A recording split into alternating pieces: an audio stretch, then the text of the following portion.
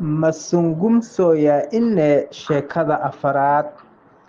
Leo ni siku gani? Maanta waa maalintee? Leo ni Jumamosi, maanta waa Sabti. Jana ilikuwa siku gani? Shalay maalintee ahayd? Jana ilikuwa Ijumaa, shalay waxay ahayd Jimco. Juzi ilikuwa siku gani? Daraad maalintee ahayd? Juzi ilikuwa Alhamisi, daraad waxay ahayd Khamiis.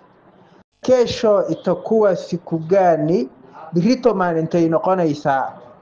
Kesho itakuwa Jumapili, birito waxay noqonaysaa Axad. Kesho kutwa itakuwa siku gani?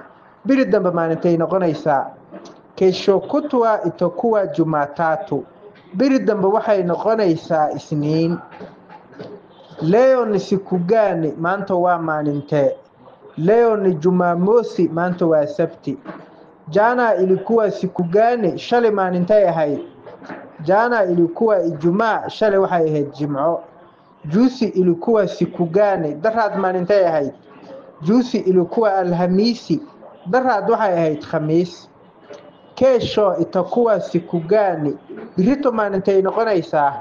Kesho itakuwa Jumapili, birito waxay noqonaysaa Axad. Kesho kutwa itakuwa siku gani? Biri dambe maalintay noqonaysaa? Kesho kutwa itakuwa Jumatatu, biri dambe waxay noqonaysaa Isniin.